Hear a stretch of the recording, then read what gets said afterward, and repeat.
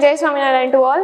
Today for standard 11 science we are going to continue our chapter 10 and the topic that we are going to cover is first topic is topic 10.4.1 which is speed of efflux.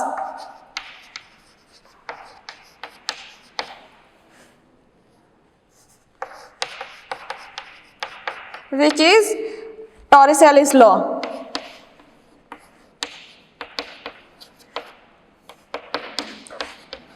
तो हम देखेंगे कि इस particular speed of efflux में टॉरिसेलिस का law क्या है। तो इफ्लक्स का मतलब क्या है? इफ्लक्स मतलब जो फ्लूइड हम लेते हैं उसका जो आउटफ्लो होता है वो है हमारा इफ्लक्स, ठीक है। अब Torricelli discovered that speed of efflux from an open tank is given by formula that is identical to that of freely falling body. इसमें हम पर्टिकुलर एक टैंक लेने वाले हैं।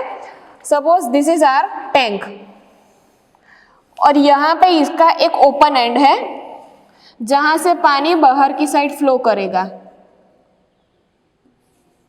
ये है सपोज हमारा एंड और यहाँ पे जो पानी है वो इस पर्टिकुलर लेंथ तक भरा हुआ है।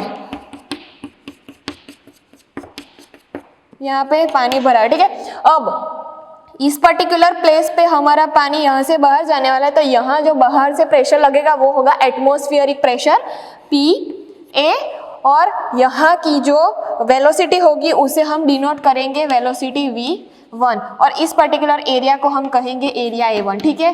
तो ये वाला जो एरिया हुआ वो होगा हमारा एरिया A2 और यहाँ पे भी कुछ वेलोसिटी होगी उसे हम डिनोट करेंगे V2। यहाँ पे जो प्रेशर लगेगा उसे हम डिनोट करेंगे P, ठीक है।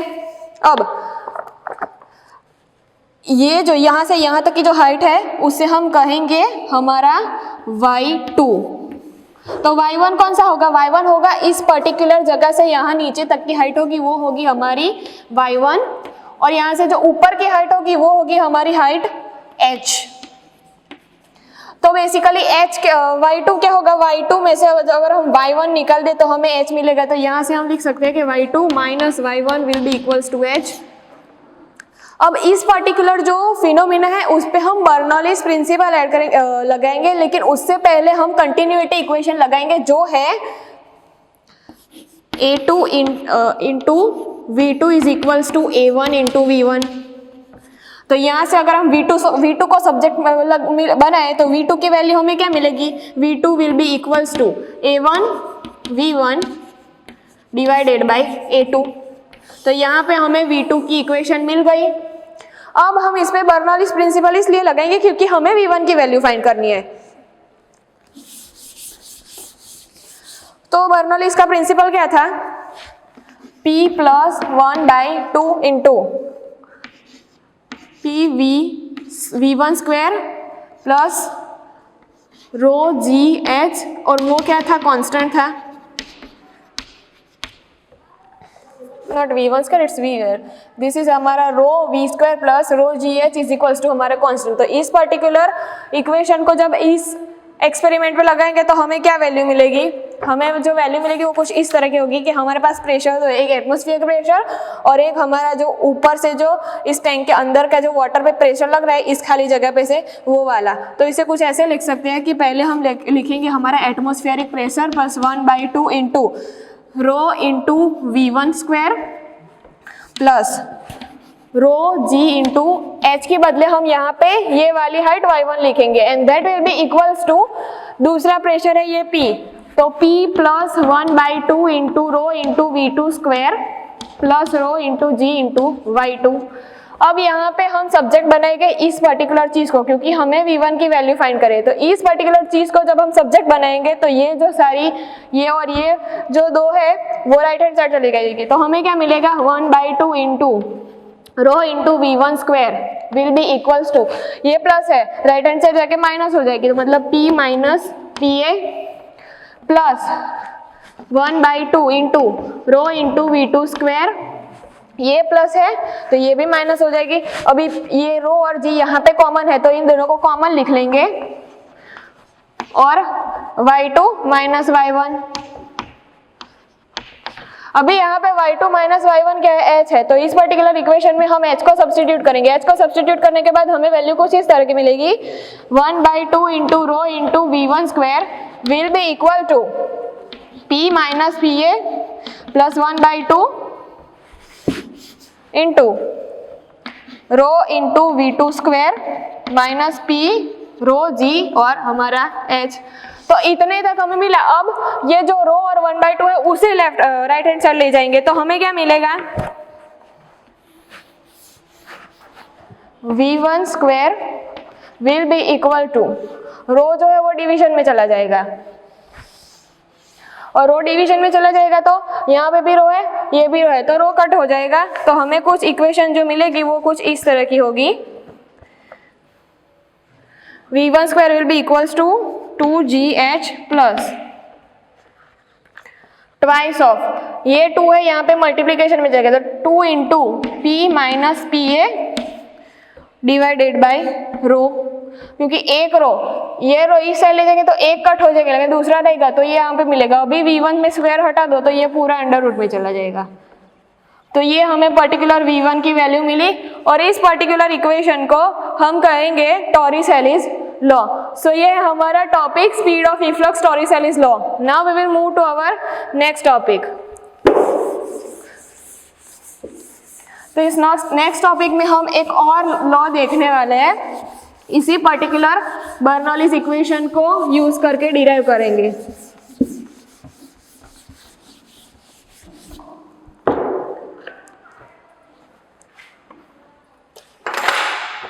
तो जो हमारा नेक्स्ट टॉपिक है 10.4.2 जो है वेंचुरी मीटर।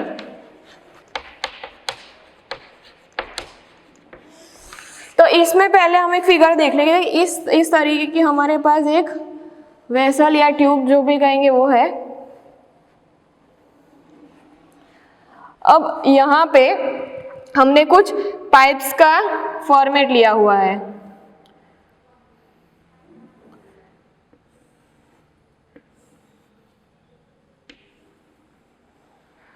और आगे जाके ये जो पाइप्स का फॉर्मेट है उसका एरिया जो है वो थोड़ा कम हो जाएगा।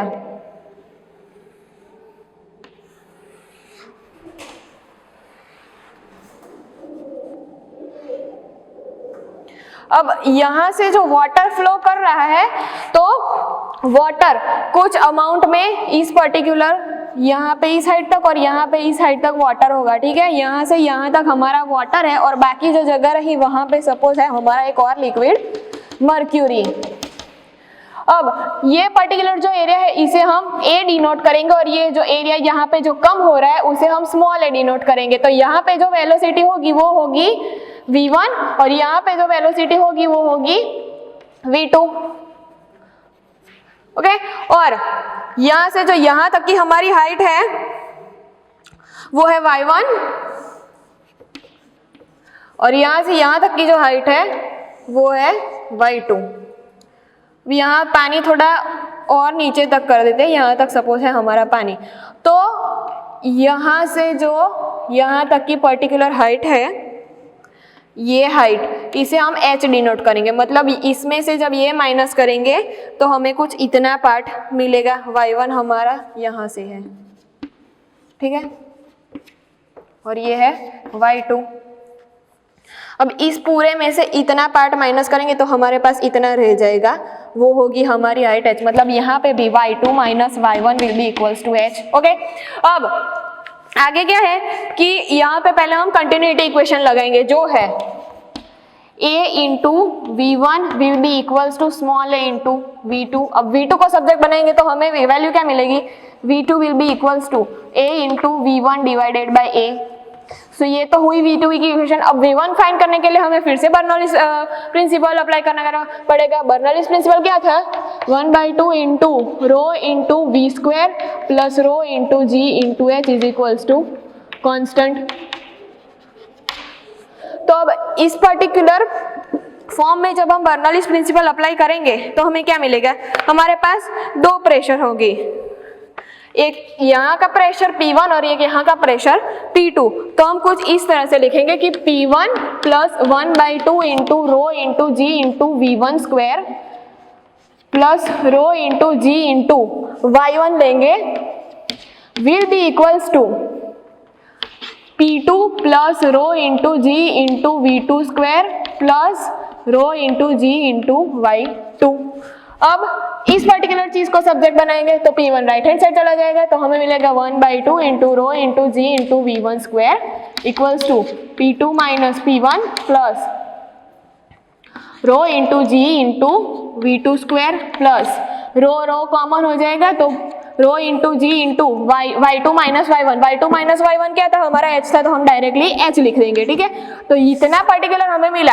अब आगे क्या होगा कि ये जो v2 है उसकी वैल्यू है a v1 into a divided by a, तो उसमें हम सब्स्टिट्यूट करेंगे तो हमें फर्दर क्या मिलेगा 1/2 into rho into G into V1 square will be equals to P2 minus P1 plus V2 की जगह लिखेंगे रो कॉमन निकालेंगे और अंदर लिखेंगे a इंटू यहाँ पे V1 स्क्वायर लिख देंगे multiply by a divided by a, और उसका यहाँ पे V2 का स्क्वायर है तो यहाँ पे इसका स्क्वायर लिखेंगे।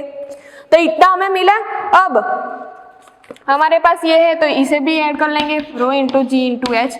अब जब इस पर्टिकुलर V1 यहाँ पे भी V1 स्क्वायर है, यहाँ पे भी V1 स्क्वायर है, तो इसको पूरा लेफ्ट हैंड साइड लेके जाएंगे और उसको फर्दर सब्स्टिट्यूट करेंगे तो हमें कुछ वैल्यू इस पर्टिकुलर चीज को यहाँ पे रखे और पूरे के पूरे ये जो इतना इक्वेशन है इसको लेफ्ट हैंड साइड लेके जाएंगे तो हमें कुछ फर्दर ये मिलेगा कि P2 minus P1 will be equals to rho into G into H,